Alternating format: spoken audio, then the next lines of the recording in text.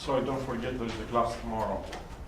Okay, we're going to be missing a number of classes in March and April, so we need to cover them up with Fridays.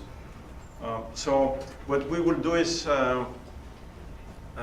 maybe spend 2 lectures, 2.5 lectures to discuss mainly logistic regression models where you do a very good use of stochastic optimization methods. So if nothing else, we can use these lectures to review some fundamentals of stochastic optimization, but obviously I need to cover more elementary topics today.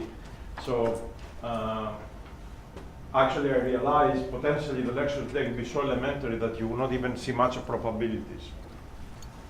Okay, so but don't get discouraged because I'm going to be using these ideas on the lecture tomorrow and possibly a little bit on Tuesday. Okay. So we discussed regression models as surrogate models, right? But we're going to come back to regression. There is way too many things that we have not talked about. So we will come back to regression.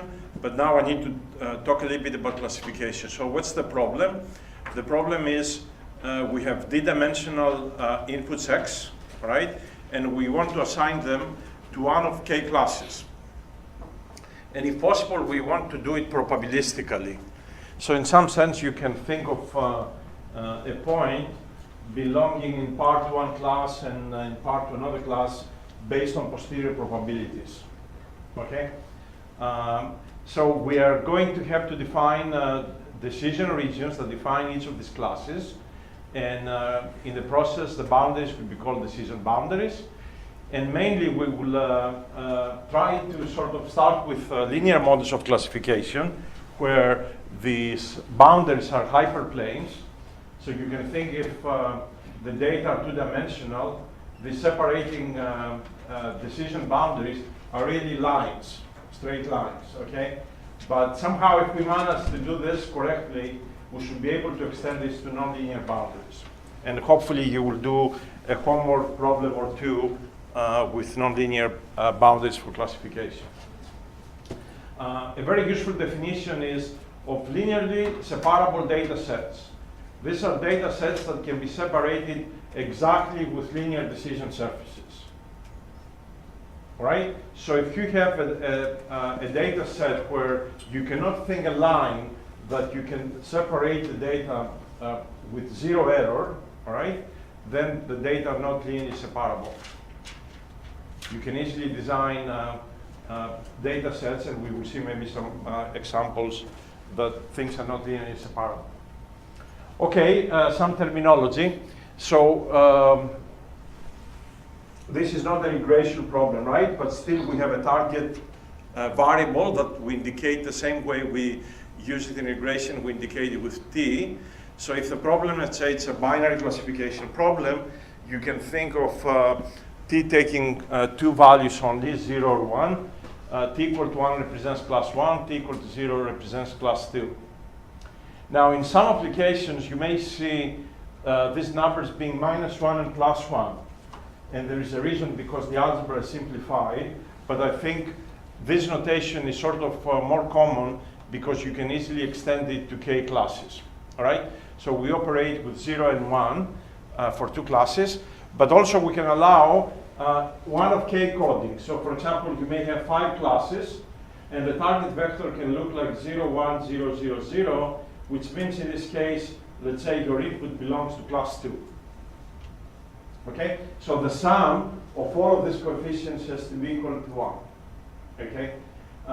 Later on, hopefully on some of the applications that I will do today, when you do predictions, right, not training, but when you do predictions, and you compute, let's say, for a given x, this vector t, we may be able to enforce the summation of all the coefficients to be equal to 1, but maybe some individual coefficients may be negative, or maybe higher than 1, which is not good news.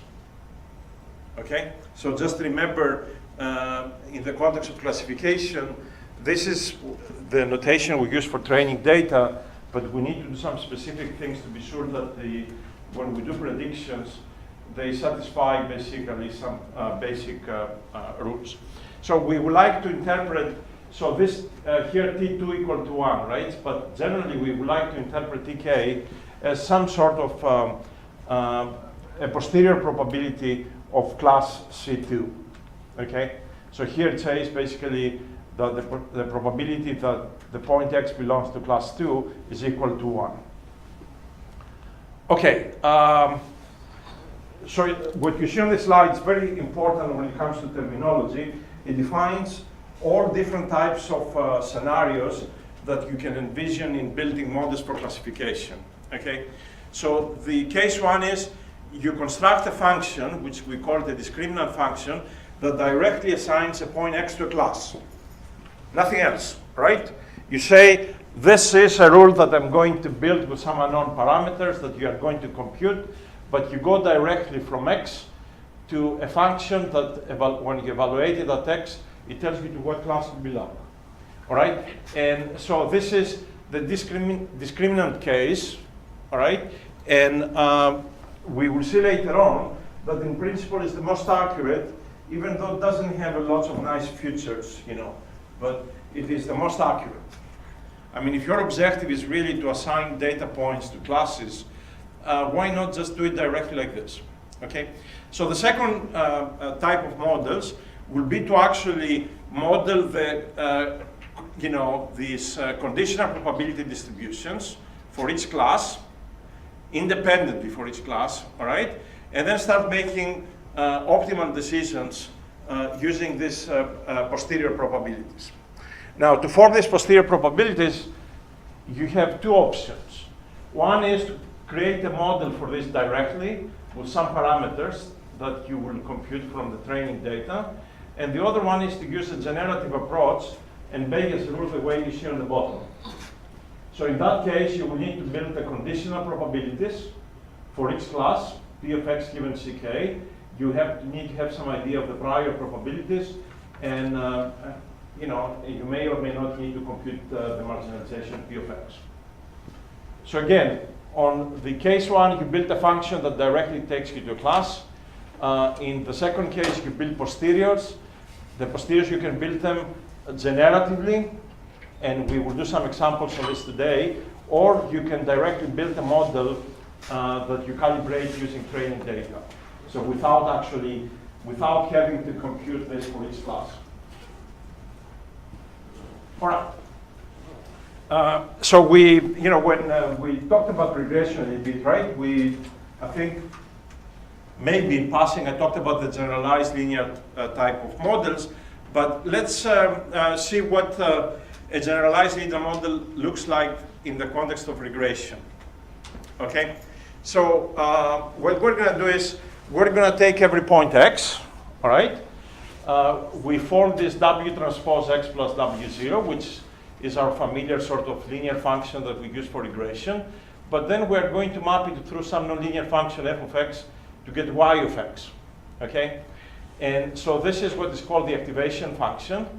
And we're going to make decisions for classification using y of x. So you can think, for example, you say, if y of x is positive, it's class 1. If y of x is negative, it's class 2, something like that. So is this model linear in W the way we did in regression models? I mean, everything we consider up to now for regression had one characteristic in the context of W.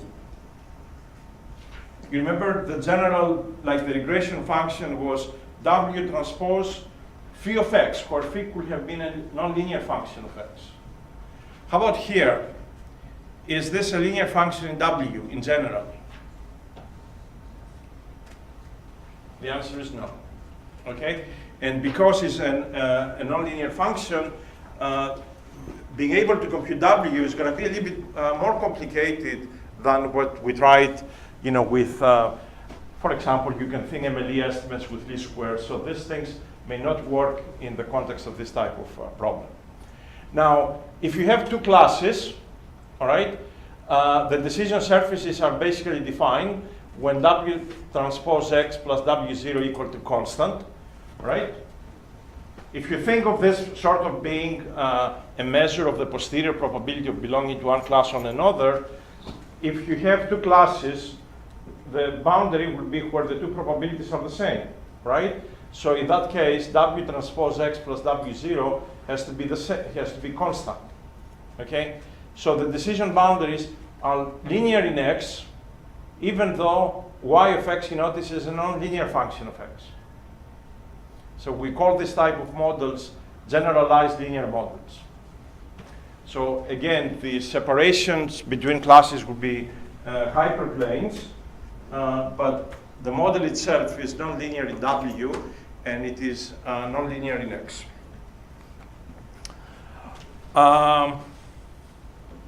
Now, the same way we worked for regression models, and instead of X, we use phi of X, right? You can do the same thing here in general for most models. So instead of X, you can put phi of X. So which means to do classification of data, maybe what you need to do is transform them to some other space and then classify them there. Okay? So you can envision, you have data in Euclidean space that don't look easy to separate in classes, but somehow under some nonlinear mapping, suddenly you realize you can put a straight line and separate them, or a hyperplane. Okay? This is not really obvious, right? Because you may say, so what is phi of X? Well, you have to try things. Okay. So let me define some examples of these discriminant functions that will take us directly from a point X to a class. So no probabilities, no anything. All right. So the simplest one for two classes is a discriminant function that is linear in W and linear in X and looks like this. The familiar way is we work for regression. So W0 is the bias. And obviously, the hyperplanes here, they're straight lines, for example, if you think of this in 2 dimensions. And let me give you an example. So imagine you have two classes, all right? And you assign X to class sigma C1 when Y of X is positive, and when Y of X is negative to C2. So this is the separating hyperplane. You say when Y of X here is positive, this is class 1. When it's negative, this is class 2. Okay? So let's see some geometric aspects of this. And by the way, I'm going to be needing these geometric aspects on at least in 2 more lectures on a completely different context later on. So it's good to actually review them. So first thing is, if the space is d-dimensional, the hyperplanes here are d-1 dimensional. You can see this in 2D, right? This is a 1-dimensional hyperplane. So let's do the following. Let's take 2 points on this hyperplane, xa and xb. Okay? So take, you don't see them here, so imagine 2 points A and B. So by definition, will you agree with me, because we separate positives and negatives, that on this boundary, y equal to 0, right? So y of xa and y of xb will be equal to 0. And remember that y of x is w transpose xa plus w0. So will you agree with me that this is true? Because the w0's cancel out, right? So what can you tell me geometrically says there? W basically defines the direction normal to the hyperplane, okay, as you anticipate. So if you think of W as a vector here, W is orthogonal to every vector in the decision boundary, basically defines the orientation of the decision boundary. So that's a useful property for us to have. What's the physical meaning now of W0? Without reading the slide, can somebody extrapolate what is W0 in this problem geometrically? Say it again? I know, but what is geometrically? What's W0? Say it again? The intercept. The intercept, what intercept? From where to where? Y-axis. is the normal distance of? Let's see. All right, so if I take from the origin the normal distance to the hyperplane, okay, and I call this point A, so I write the vector OA, I denote here x, okay, x is on at this point A, so it is some normal distance alpha that I take it positive in the direction of W, all right, and I write the W as W divided by its magnitude to be sure that you get a unit vector. X is on the hyperplane, so W transpose x plus W0 equal to 0. So you take this, you multiply by W transpose both sides, and you add W0 on both sides. And so you will get this equal to 0, so you get something like that. W transpose W is the magnitude square. And then you solve, and you see the normal distance is minus W0 divided by the magnitude of W. So this normal distance of A is not exactly equal to W0, but it's proportional to W0, okay? It is proportional to this vertical distance of the origin to the hyperplane. And I am not gonna go through this in detail, okay? It's exactly, again, geometry, but you can actually show very easily that the sign distance y of x, it's a measure of the distance of any point x from the hyperplane, from the separating hyperplane. Okay, so you can see here, this distance r is given y of x divided by the magnitude of w. So if the points are on region 1, y equal of x is positive, it's equal to 1, all right? So this distance is positive, otherwise here it is negative, okay? So it's a measure, so y of x is a signed measure, if you like, of the distance. And I say signed because it can be plus or minus, defining if you're on class 1 or class 2.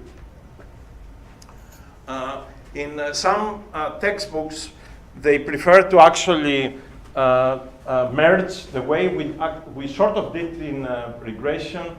They like to sort of merge the W0 with W to define this curly W. And so the discriminant function is curly W transpose times X. And in that case, the hyperplanes that separate classes are d-dimensional hyperplanes that pass through the origin, okay? But the space that you work now is not d-dimensional, it's d plus 1 dimensional because you added d is the dimensionality of W plus 1. All right. Let's see an issue now with using this sort of discriminant functions, right? So we started with this function. We said if it is positive, it's class 1. If it is negative, it's class 2. So if we have 3 classes, we can follow 2 separate approaches that none of them is going to work. So I can tell you this from now. And the first approach is 1 versus the rest classifier. All right? So we use basically the previous technique, but we compare one class versus all the other classes. And you can see a separating plane that says, in this direction, everything is C1, and in this direction, nothing is C1. So it can be C2, C2 or C3. Similarly, this is another hyperplane that in this direction is C2, here is not C2. And effectively, what you can see is that this region is clearly region class 1. This is class 3. This is class 2. But that region, you cannot say what it is, all right? Because there is contradiction here with your hyperplanes. This says that it's region 2, but this here says that it's region 1. So it cannot be both, all right? So 1 versus the rest classifiers doesn't work. How about this? If you try a classifier that you compare all possible pairs of classes. All right, so you compare C1 to C2, and then C1 to C3, and then C2 to C3. What you can see from this picture is, maybe I should have colored these regions, but all of this region here is class 1, all right? All of this region in here is class 2. All of this region up there is class 3, but in between there is no way you can do any prediction as to what class you are. So this doesn't work. So what do we do? throw me some ideas for this simple case using these discriminant functions. Say it again? You remember I mentioned at the beginning of the class that I'm going to be very limited today. You're not going to hear very much about probabilities yet.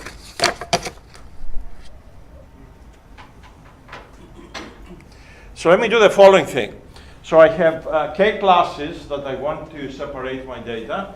I'm going to build a discriminant function that is comprised basically of k linear functions of this form. All right, so I'm going to build a model where I'm going to have k of these functions, capital K of these functions. And I'm going to make the following rule.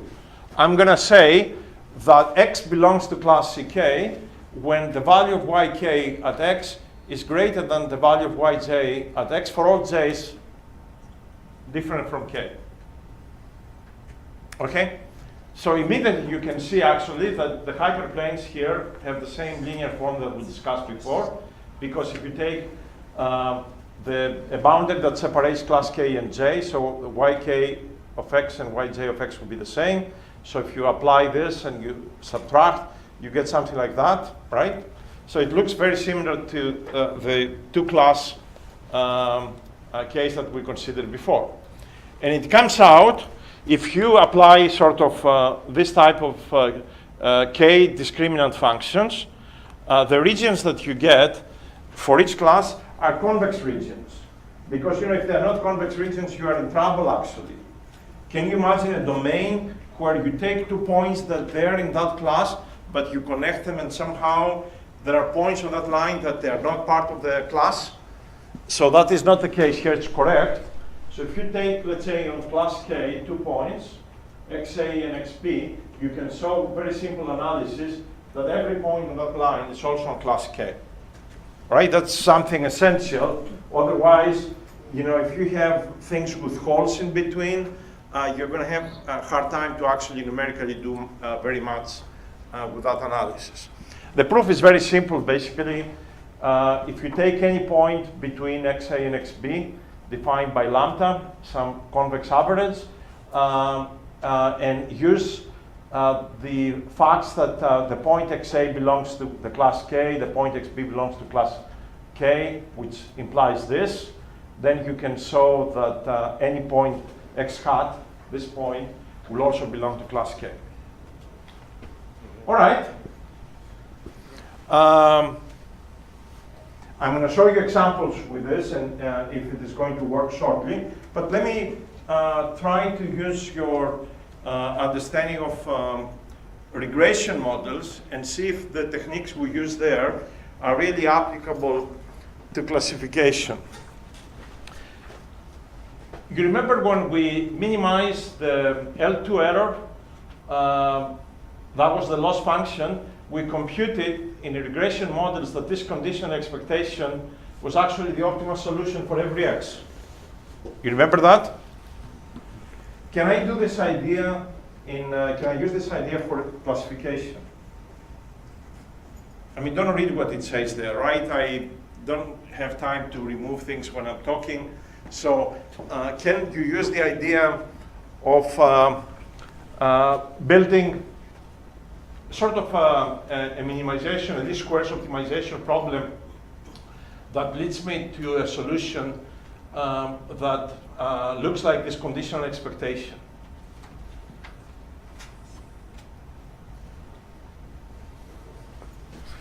Remember that, let's say if you think of a binary class, right? The target is 1 or 0. So this conditional expectation is the same as the posterior class probabilities.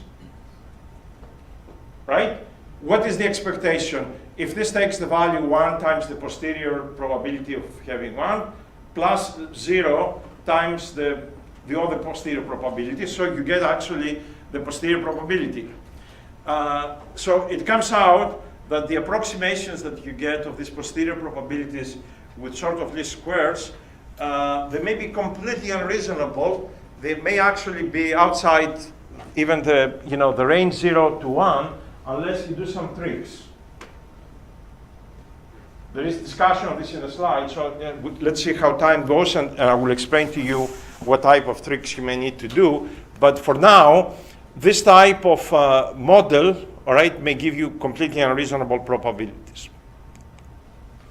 So let's see how we can formulate the problem by using our knowledge from least squares, and if we can learn anything about it.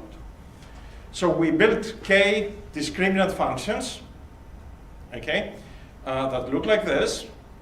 And if you put all of them together in a vector form, you get, and I'm going to merge, you remember x and 1, you know, and wk and wk0, I'm going to merge them to these curly w vectors, okay? So I can write all of this equation, all right, in this vector form. We agree on that?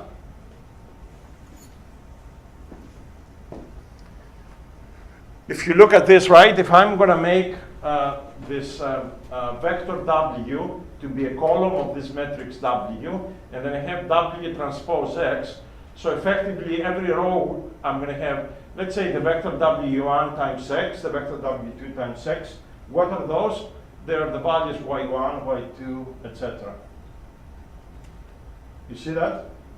I mean, it's a compact way to write for the given x the values of all the discriminant, the k discriminant functions in a matrix form, and this is going to look like that. So we said that when we built a discriminant that has k functions, we're going to assign the point x to the class k for which yk of x is bigger than all the other yj's of x. All right? So, this is what we plan to do, but the question is, how do we actually go and compute these w's? All right? So let me make the notation a little bit more rigorous. We are going to assume that we have some training data, that they come with labels. All right, so this is not a problem with hidden variables. So if you give me training data, let's say point x1 belongs to some class, so I know what this vector t1 is, because you remember this vector t1, I have k classes, and in the vector, let's say t1, I'm going to get 1 somewhere from 1 to k, with all the rest 0. So so t1 will tell me that point x1 belongs to class 1, or to class 2, or to class 3. So I know t1. So what I do is, I have the matrix w that you saw before. I have the design input matrix x, the same thing as we saw in regression. And I remind you, right, in regression, how to remember the format of the matrix x. Every row is one data point, all right? Every row is one data point. And here, I defined the target matrix, all right, target matrix. And you notice every row is this k-dimensional vector that tells me to what class xn belongs. Remember, this vector tn, again, it's of this form. Where did I have it? It's of this form. Okay?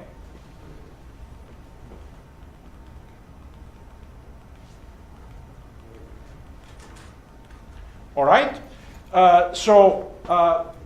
Remember, so I have training data, right? So I want to compute the w's, all right? So that the predictions from these discriminant models basically match the training data. So effectively what I need to do is, I need to minimize the square error between the labels t ahead and the predictions, which are x times w. And because x times w and t are matrices, it's not like in least squares where this was coming to be an energy functional. I need to use a trace here, and the trace is defined, if I call this matrix A and this A, right, A transpose A. So the trace of this is the summation over all i's and j's of alpha ij squared. It's basically the sum of squares of all the elements in this of this matrix A. So I'm asking now, can you compute this matrix W, all right, given this matrix X, the input, given the targets T, can you compute W so that this is minimized? It looks like a least squares problem, right? But something you have not seen before, because if T was a vector and X times W was a vector, we already have seen it. This would be a scalar thing. But XW is a matrix, T is a matrix, right? So the only difference from before is you have the trace there. And if you don't like the result and you wondered from where is it coming, how about if you take this, whole thing and take derivatives with respect to each component of the matrix Ij separately. So you expand this in terms of components, set the derivative with respect to Wij equal to 0, and solve for Wij. Then by the miracle of nature, you will get the least squares answer that looks like this. Okay? Where this is the pseudo-inverse, right, that we saw in regression problems. So, you can get something that looks like this. Now, up to now, all good, right? Somehow we have been able to use least squares, which is really maximum likelihood estimate, if you like, under this Gaussian likelihood, and we computed W that looks like this. Okay, and again, I repeat, we have training data. These are my x's, my training data. These are the target values that I already know as part of the training data, and I want to compute W to minimize, how well my model does in the training data, and this is what I get.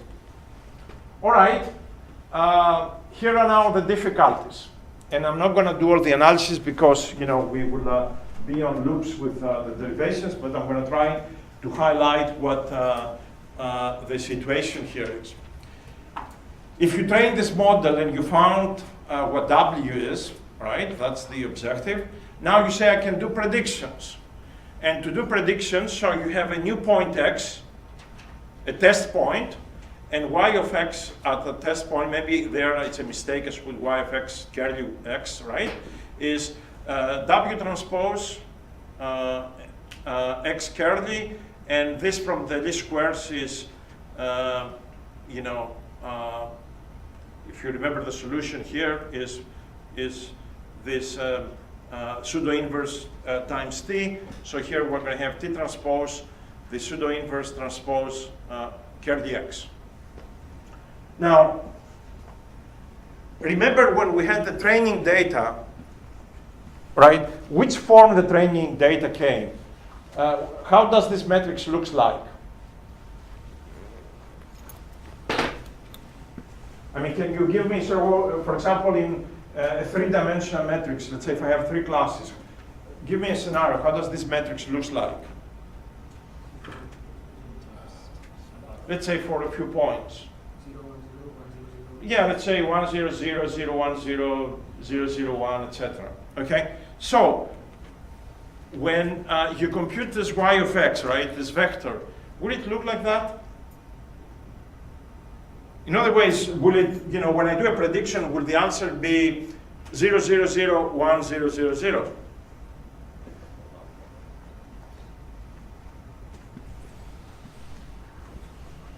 So the answer is, of course, not. Okay? However, there is extremely interesting property that is, it comes out to be true. So I'm going to try to highlight it, and the proof is in the slides. So I'm going to tell you what it is. So if the training data satisfy for some A and B, these are the targets, satisfy A transpose T plus B equal to 0 for some A and B, then the model predictions Y of X will satisfy that as well. And you may say, yes, who cares? Well, think if the vector A is 1, 1, 1, 1, you have total K ones. Right, and B, you can make it, let's say, -1. Can you tell me, so for that case, if A is 1, 1, 1, 1, and B is -1, what does this property account for, and what does this tells you?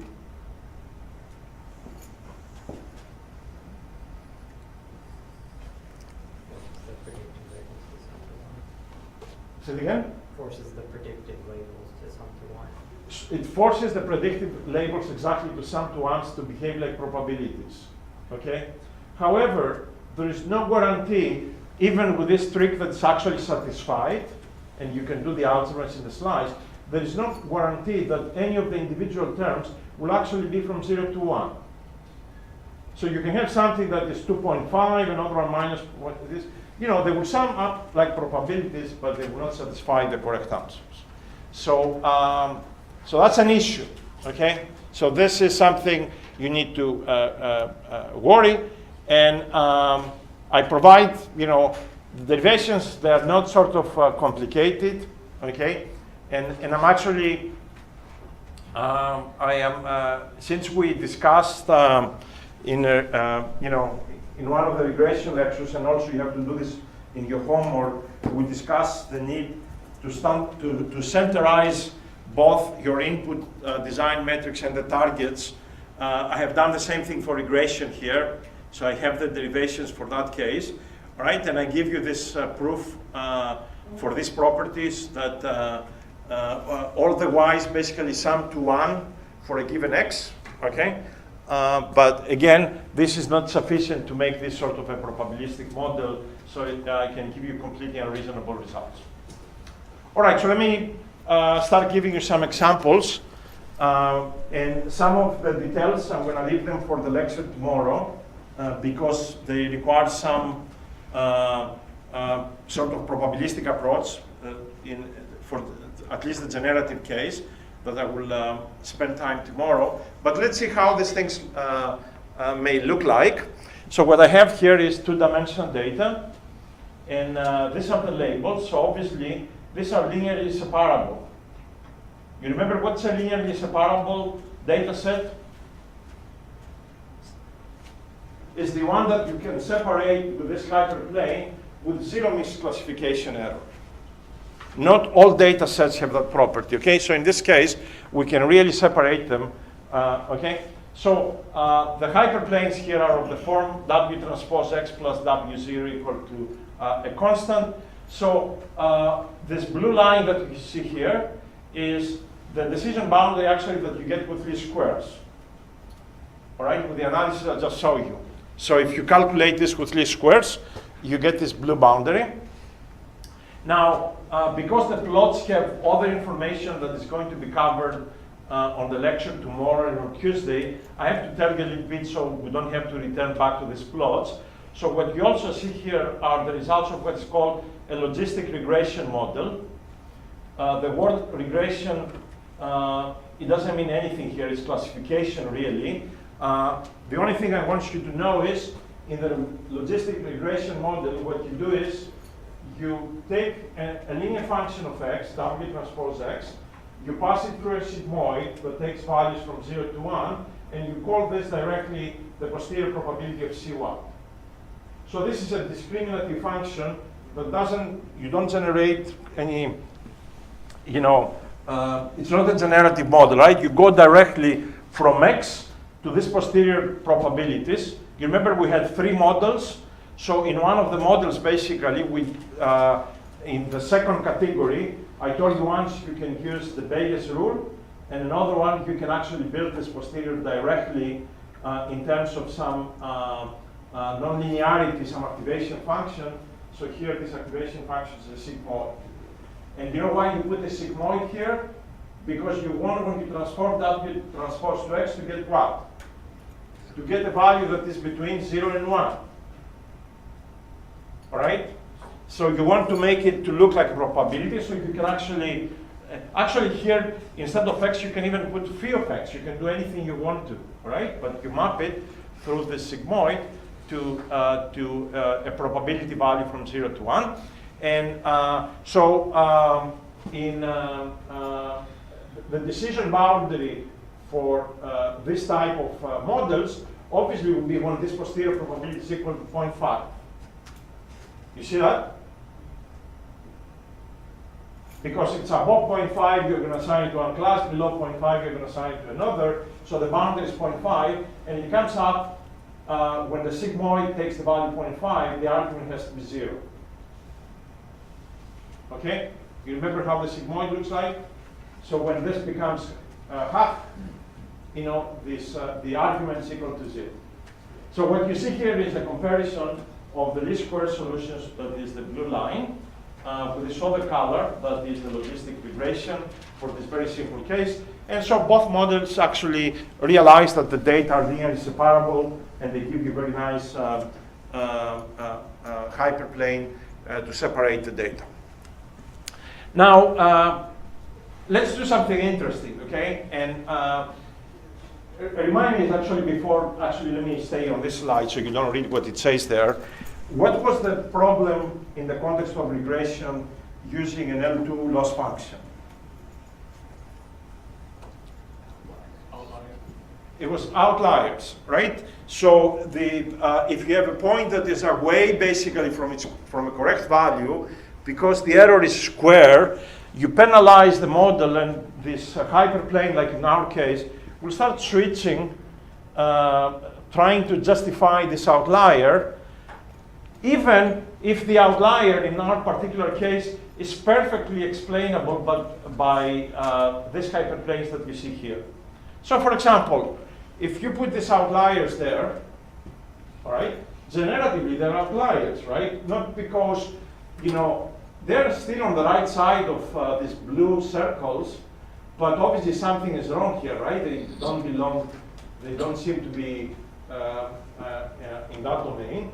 But notice that these outliers easily are explained by this blue line, right? It says, everything on this direction is class blue. That's fine. But look what happened now, okay? So suddenly the least squares line starts moving around, and then it does not separate the data exactly. So there is basically a misclassification error in the training data. Everybody can see that, but the logistic regression model doesn't really do anything, barely moves, and it still separates the data correctly. So here again, you have a case where the original solution can explain this data to what class they belong, but somehow, because of the L2 penalty, the boundary moves, and somehow now you get that error on the training data. All right, so let me try to extend this now to the same plot, sort of, to 3 classes. And see exactly, again, without much mathematics, right? So what we're going to do in 3 classes, we're going to build this, you remember the way least squares, we're going to basically build these functions y1 of x, y2 of x, y3 of x, and we're going to assign a given x to the class for which yk of x is greater than all the other yj's of x, okay? So that's our, how we're going to work with these activation functions. And also, we can extend this trivial model of logistic regression that I mentioned to you before to a multi-class case. Again, you don't have to understand all the details because I will cover them tomorrow. But effectively, what you need to do is, right, you need to build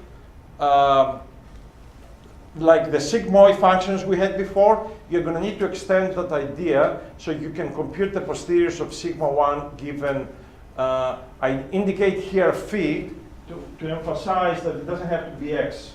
In those models, you can have a transformation of x, right? Phi of x, okay? You cannot do it here, all right? So here you're going to have phi of x. So what you need to do is build a function for the posterior directly for every x, for the posterior of C2, for the posterior of C3, and then assign a given x, or a given phi, if you like, to the class that has the maximum posterior probability. And you may ask me, okay, I can see the sigmoid function. It was taking, let's say, W transpose P of x to the area from 0 to 1, but how do you do this in 3 classes? Well, what you have to do is, for multiple classes, you have to use this nice function. Anybody recognizes what that function is? Or how they call it in machine learning? Say it again? The what? No, I know it's exponential, but it has a nice name.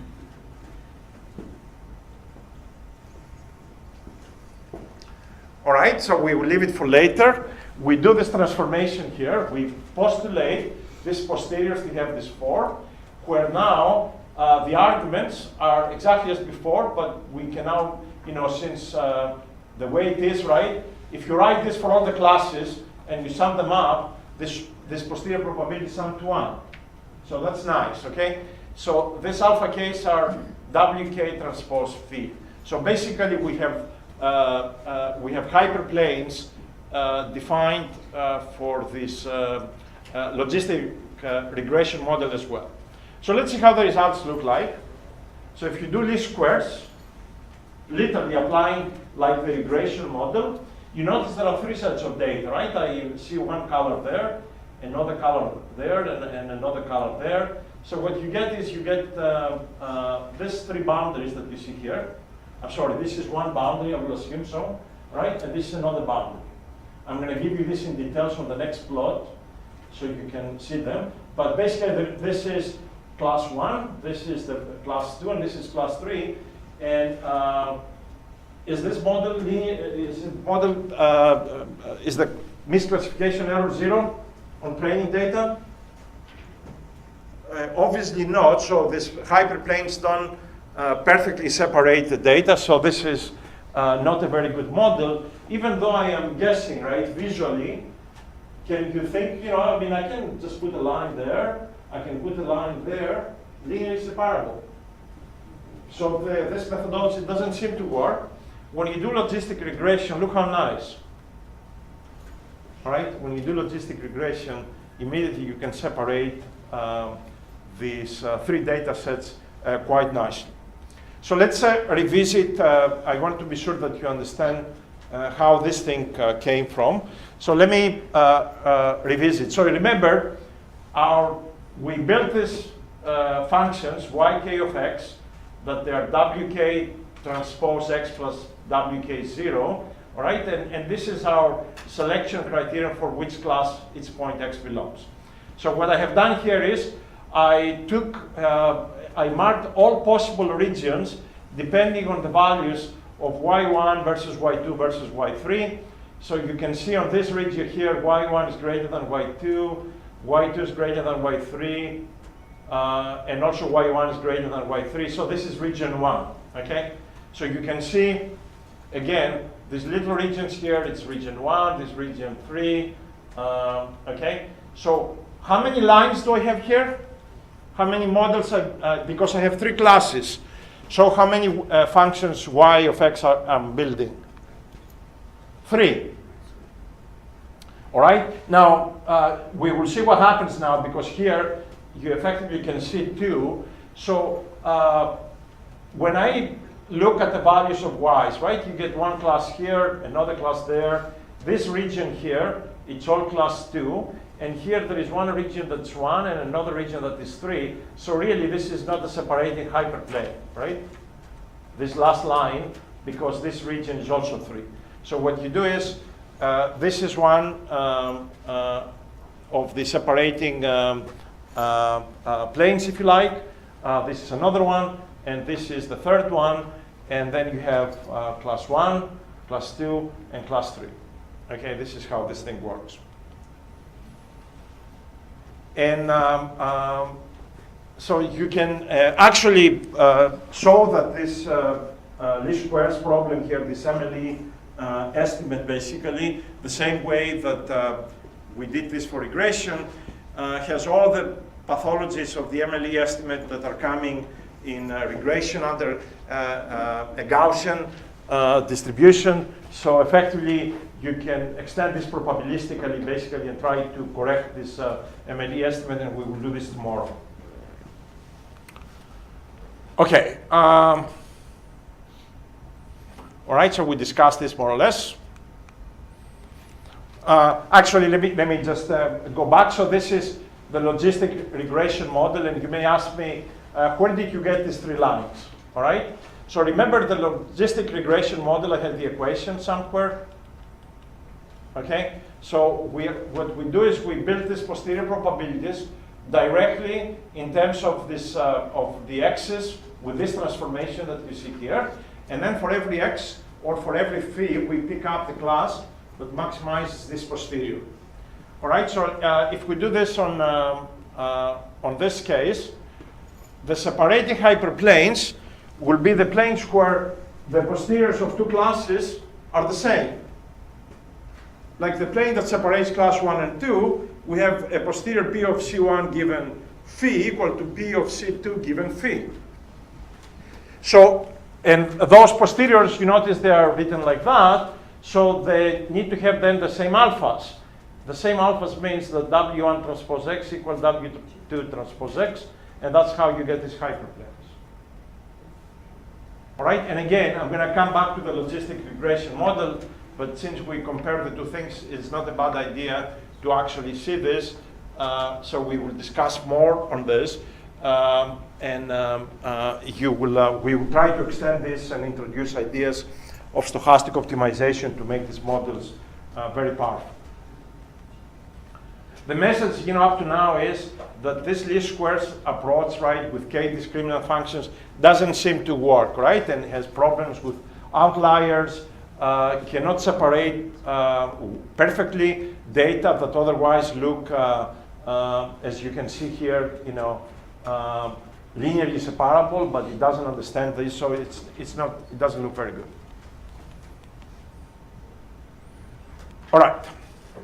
And so let me, use this picture to emphasize why going directly from X to a class assignment is more powerful than trying to use sort of a generative type of models.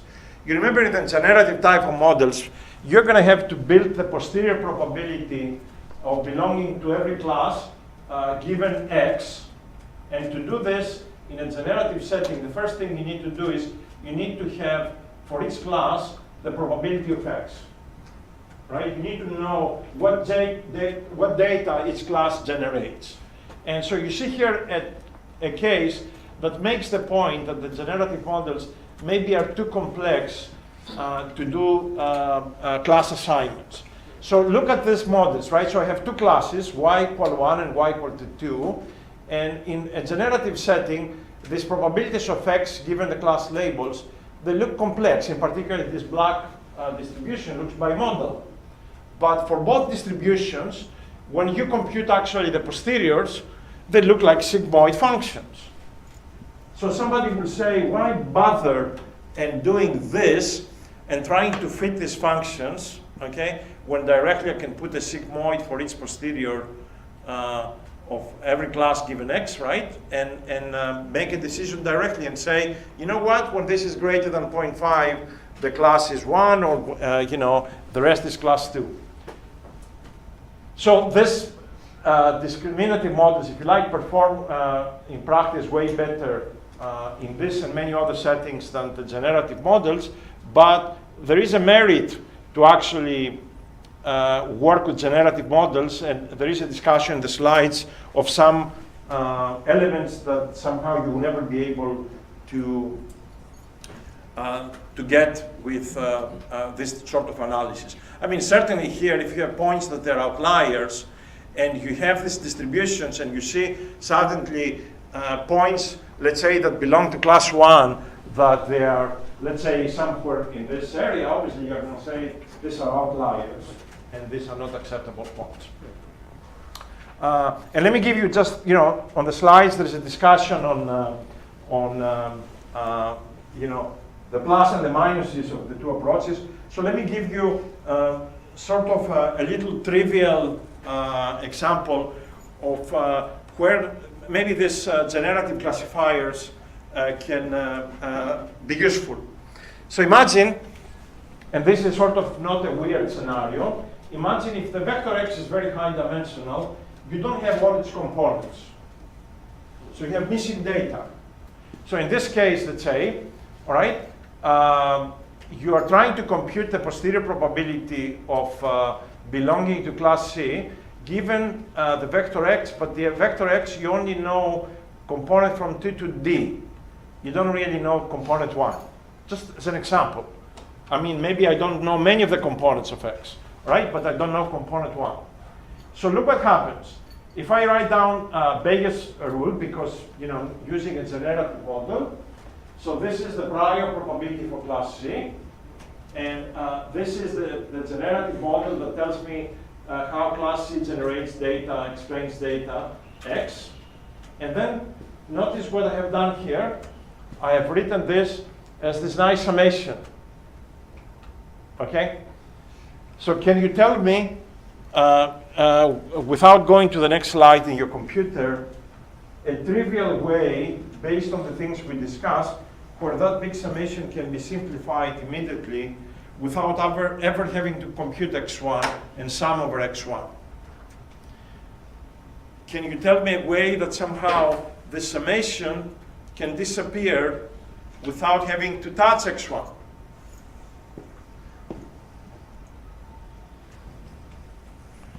I mean, approximation, obviously, all right? So you remember one of the things we discussed, or X are the futures, given the class labels.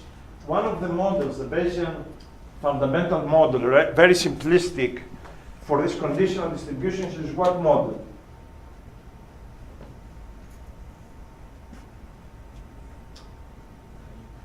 What naive model? You remember when we were discussing about the discrete data lectures, and we went through different distributions, we had this, right? If given the labels, if these are the futures, what is the simplest model to assume for this distribution? Naive Bayes. All right? So basically, you know what that means? I can write this as the probability of x1 given the class C times the rest of the probabilities of xj. It factorizes basically on xj. And then the summation happens on this probability, and because this is a value probability and you sum on x1, you get 1. So basically, this gives you no need to actually bother about x1. So the generative models allow you, in a very simple manner, to do classification even if you have missing labels. Okay? So you can do classification even when you have missing labels. And I believe there's a bunch of references in Bishop's or Murphy's book, actually, that for those who may be interested to do some of this type of things for your project. Okay. All right. So we have 15 minutes. I want to complicate things a little bit before we move to probabilities tomorrow and discuss a model reduction version, if you like, of class assignments. So this it will introduce, a concept of model reduction that we will see later on in the course. So here is what the idea is. X is very high dimensional. Let's take the most trivial case and somehow project X to a scalar by projecting it to some vector W. I can do that, right? Take X and project it to W, okay? And I get a scalar Y, right? So there's on bold Y there. And so X are the data that I want to figure out what class they belong. So I define a new method that obviously goes under the names of Fisher's linear discriminant. That I'm going to say to start with, you know what? I project the data points on the real line. So every y that is greater than minus w0, some reference point, okay, belongs to class C1. Everything else belongs to class C2. Right? I mean, if you project things on a line, you can say above a threshold of y, everything is this class. Below that is something else. Okay? And the question, of course, would be what this will be. Okay? How do we compute this? And of course, how do you compute W that this technique will actually work? All right? And you see on the bottom it says select W so that the projection maximizes the class separation. Does this make sense? Right? So you want to, you have these x's that obviously you cannot separate them in high dimensions, and it says project them to real line, and then select this projection vector W so that you maximize the class separation. Can you envision a case where somehow you start taking projections and when you look at the points on a real line, you can see the blues are this way, the reds are that way? Is that possible? I'm not suggesting it will work for all data sets, right? But can you see what the method is, right? You try to basically project them in a way that maximizes the separation of the data. That's the idea here. Okay? So let me highlight the proof, right? I'm not gonna, the derivations are in the notes, okay? So what we're gonna do is, I'm gonna work on this for two classes to start with. So this is class 1, this is class 2, and these are the mean of the data in class 1 and the means of the data in class 2. Right, so I have N1 data in class 1, N2 data in class 2. Okay, so would you agree with me that a measure of the separation of the two classes once that I project them, it's really this scalar quantity that you see there? I mean, if I want, eventually I want to maximize their separation, right? Wouldn't be that equivalent to sort of saying I want to maximize the projected separation between the means? Right, you take the centers of gravity of the two data sets and you say when I project them on W, I want them to be as far apart as possible. All right, and that distance is W transpose M2 minus M1, and that's basically the center of data in class 2 and the centers of data in class 1. And so the problem is, what do we want to do to this quantity? We want to find W to do what? Maximize. And obviously, if you want to maximize, somebody would say, take W to have an infinite magnitude, so that will not help you, right? So you need to constrain W, and the way you constrain is by saying that W is a unit vector. So in the maximization process, you have to add a Lagrange multiplier to enforce the unit constraint for W. So when you do the maximization, in one line of derivation, the answer comes that the optimal W is M2 minus M1. So you are going to project the data in what direction? So you compute the centers M2 and M1, right? And you will project in the line that connects the centers of the data. Okay, so so let's do some. This is not going to work, right? So I don't know how much plots I'm going to show you before we have to come back and correct it. But so in this case, all right, you can see the centers of mass. I think there is a line there, right? Is the ring line there? Yes. All right. So there is a line there. So we project the data, and you notice there is some overlap here. Okay. And the overlap here comes basically for the fact that when you look at each class, right, their covariances are very high, right? When you look, the spread, let's say, of the red points on this line and the spread of the blue points is very high. So somehow it is nice to say maximize the separation of of the projected data, but at the same time, you would like to do what? You would like to minimize the variance of the projected variance of its data, of its class. Okay? And so let me show you first a picture on what is going on. There is things here we haven't really covered yet, okay? So this is the original idea that we project basically the data on this line. So you can see here, the separation is not, it's not bad, it looks good, okay?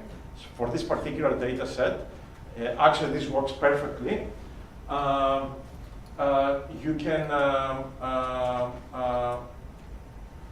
now, anybody knows yet already what is PCA? So this is the first principal component, okay? And we will discuss what PCA is if you don't know anything about it. So you can see that if you project on this, on the first principal component, it doesn't work at all. Because actually, in many ways, people will say, you know, that's the obvious answer, right? Project on the first principal component doesn't work. And so the means, so I think maybe I said it wrong here, all right, because I see the plot here. If you project, so the original thing on maximizing the separation between the two classes, so projecting on this line gives you this result. So significant overlap, okay? Because both classes are very much spread. The variances of both classes are very spread. But if you maximize the distance of the projected means and at the same time you minimize the spread, the variance of each class, then you can see this Fisher linear discriminant method, right? The modified version gives you perfect answers. And so the question is, how do you do the mathematics for this? And the question is, you know, we have to postulate some objective function to compute W, and the objective function that we want basically to maximize is what you see here. So I want you to look and tell me what this thing contains. So we want to maximize this. So what is, let's look at SB, all right? All right, can you tell me what is W transpose SB times W with words? You remember the M's, the bold M's are the centers of each class. So what is W transpose SB W? It's the separation of what? It's the variance basically of, and B, actually the notation B here means in between class, right? So we're comparing class 1 to class 2, okay? So what is W transpose BW? I mean, when you take W transpose W, effectively these terms will be the projected terms on W. So you agree that this is the separation of the means of the two classes projected? So this is a measure of the separation of the two classes that you project, okay? And we said at the same time you want to minimize the projected variances for each class, and this is given by this term. And what is SW, as you can see here, is the covariance for class 1 and the covariance for class 2. So when you multiply this with W transpose W, you're actually, what you're getting is the projected covariances of each class separately, okay? So the notation here is this within class means for each class basically, for each class separately, and this is in between class covariance. So what you need to do is, you need to find W to do this maximization problem with the constraint, of course, that W is a unit vector. Have you done any optimization problem that you have ratios of quadratic functions, or can you guess what the answer will look like? I mean, not precisely, but you know, is this something very complex, or it's something you can actually do? Right, so we want to find W so that this whole thing is maximized, right? And when it's maximized, the numerator is maximized, and the denominator is minimized exactly as we want to. All right, so this is one of the choice of objective function. Maybe you can envision something else that may work better. So what's the answer? So it comes out when you take derivatives basically with respect to W, set them equal to 0. And in this case, I did not even bother to show you the normalization of W, because it comes out that you know, that if you do this sort of in a non-constrained fashion, you will get the same answer. So I'm sort of bending a little bit the rules. So what you get is you get this nice thing here. These parentheses are scalars, right? S is a metric, so these are scalars, so let's not bother. So let's look at SB times W, and I remind you SB is the between covariance, so M2 minus M1, M2 minus M1 transpose. Can you tell me what's the direction of the vector SB times W? If I take SB times W, what direction does that vector have? SB times W, multiply this by W, what is the orientation of the vector that you get? This times W will give you a scalar, so what's the orientation? M2 minus M1. So this has the orientation M2 minus M1. This is scalar, this is scalar. So SW times W has the direction M2 minus M1. So W is SW minus 1 times M2 minus M1. All right, so this is the final answer for this Fisher's linear discriminant method. If you want to project data to separate them while at the same time you reduce the variance within each class, the projected class, the W, the optimal W, is basically a vector that is SW minus 1 times M2 minus M1, and these are the covariances of the two classes, add them together. And you can see if SW is an identity, then you get back the original method. Basically, the W should be proportional to the vector that connects the two means. Okay, so I'm giving here an example that you may want to play. The data here are very high dimensional, okay, 10-dimensional data, and you project them in 2D. And the picture on the different colors are the different labels for the training data. And the two axes that you see on the left are the two principal components. Again, for those who know principal component analysis. If not, you will have to wait when we cover this a few lectures down the road. Okay, you can see the left projecting data in PCA. It's supposed to work, but it's a complete mess. When you do this with Fisher's linear discriminant method, basically the separation is way better.